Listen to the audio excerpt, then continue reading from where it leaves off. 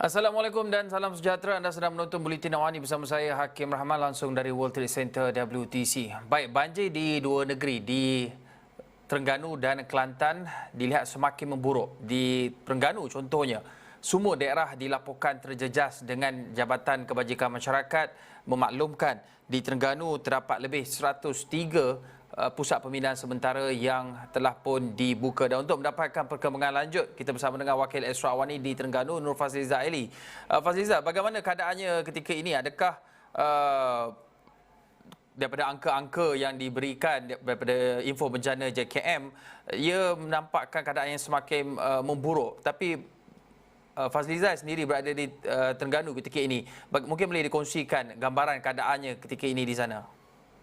Baik, terima kasih Hakim di studio. Situasi banjir di Terengganu ketika ini bertambah buruk dengan menyaksikan jumlah mangsa yang dipindahkan juga telah mencecah seramai 4,463 orang mangsa.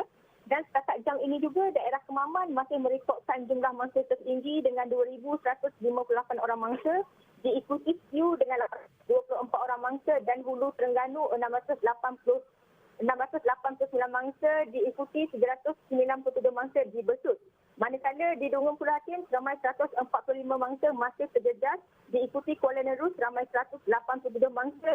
Di Kuala Terengganu pula ramai 58 orang mangsa juga masih lagi terjejas dan diikuti Marang ramai 5 orang mangsa masih berada di sebuah pusat pembinaan sementara. Baik Hakim, walaupun kita melihat jumlah mangsa banjir di Kemaman merekodkan angka yang tertinggi sejak malam itu melanda Jumaat lalu, namun apa yang saya dapat kongsikan ketika ini, keadaan banjir di Hulu Terengganu ini boleh dikatakan agak serius. Difahamkan paras air yang meningkat secara mendadak disusuli hujan lebat yang masih melanda ketika ini menyebabkan keadaan banjir di daerah tersebut masih bertambah buruk.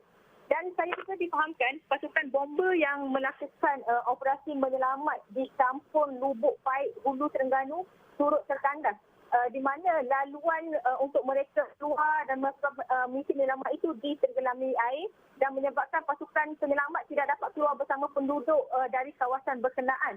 Dan saya juga difahamkan terdapat mangsa yang terkandas sehingga terpaksa menyelamatkan diri ke atas bumbung. Dan ketika ini juga bantuan untuk menyelamatkan mangsa telah digerakkan Hakim.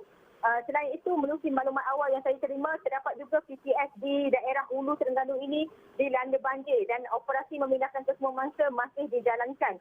Bagaimanapun, saya masih mendapatkan maklumat lanjut berhubung jumlah mangsa dan juga keadaan terkini lokasi-lokasi yang terjejas teruk di daerah Hulu Terengganu ini, Hakim. Dan menerusi, ya Hakim? Ya, teruskan dengan laporan.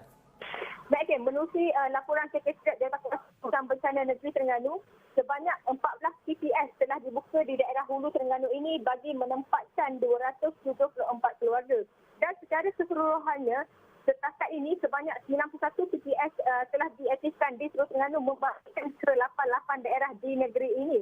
Dan apa yang saya dapat katakan Hakim, banjir yang melanda Terengganu sejak Jumaat lalu menerusi gelombang kelima ini adalah paling teruk berbanding gelombang-gelombang banjir yang sebelum ini, Hakim.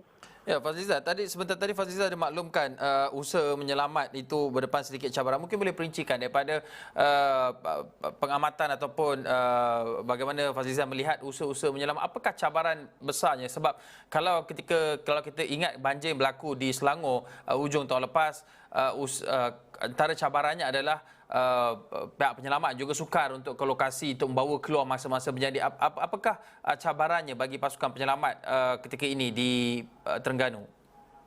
Betul, Okey. Untuk banjir di daerah Hulu Terengganu ini, apa yang saya dimaklumkan, pasukan bomba yang terlibat dalam operasi menyelamat masa banjir ini turut mengalami detik-detik di mana mereka juga terpaksa berlindung bersama penduduk di atas bumbung susulan laluan keluar mereka telah dinaiki air, di mana paras air yang mendadak dan hujan lebat itu menyukarkan pasukan penyelamat untuk keluar bersama penduduk kampung. Bagaimanapun Hakim, saya difahamkan kesemua mangsa berjaya diselamatkan, namun pihak bomba ini mengalami sedikit kesukaran untuk membawa keluar mangsa kerana paras air semakin tinggi dan juga arus dan pihak bomba tidak berani untuk mengambil risiko untuk meredah laluan itu dan agak berisiko untuk memindahkan ke semua mangsa. Dan setakat ini apa yang dilakukan oleh pihak bomba, mereka cuba menenangkan mangsa agar tidak panik kerana keadaan air yang ketika ini semakin naik sementara menunggu bantuan tiba, Hakim.